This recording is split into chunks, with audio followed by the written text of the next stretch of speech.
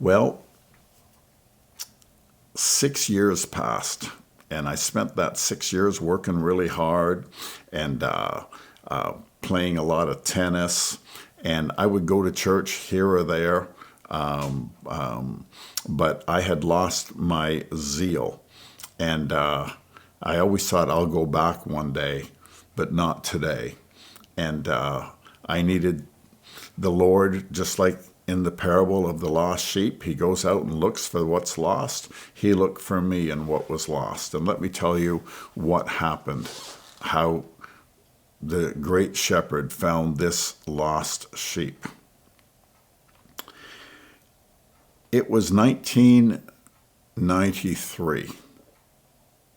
6 years, wasted years. And my 77-year-old father got saved. My brother led him and my mom to the Lord. And, he was happy for me being a Christian before, but he just never went for it himself. He couldn't see it. But I was always close to my dad. And Rick led him to the Lord. And then I went to go see my dad. I didn't know this had happened. And I had my daughter with me. She was about 12, and 11 or 12 maybe. And I'm sitting there at the table with them. And my dad says, Ronnie, I got saved and born again. Rick came and prayed for me and made me born again. I said, what? And he says, yeah. He says, and this is how I want to live. And I want to serve the Lord, and I want to go to church. Okay, this is how I want to live. And then my daughter, Sharon, started parroting something I had said. She says, Grandpa, you can be a Christian, and you don't have to, and she was about to say, you don't have to go to church. And I kicked her under the table. And she says, you can be a Christian. And she stopped in her tracks and she looked at me, And I said, shh. And I says, Dad, I'm going to help you. And I did. I took him to church. I think this was on a Saturday.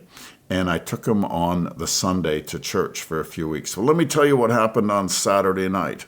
Very eventful. Big, huge event in my life. I went to bed. And I woke up in a cold sweat. I had a dream, and the dream was so real, I really thought it happened. It took me about 30 seconds to sober up, so to speak, from the dream and realize that this didn't really happen. And in the dream, in reality, I had a Rottweiler puppy named Max. And this puppy loved me. I mean, I worked out of my home, and if I went to the bathroom, he'd come with me. If I go upstairs for coffee, he'd come with me. I mean, he was just glued to me. He loved me, and I loved him. Everybody loved Max. He was so cute. Anyway,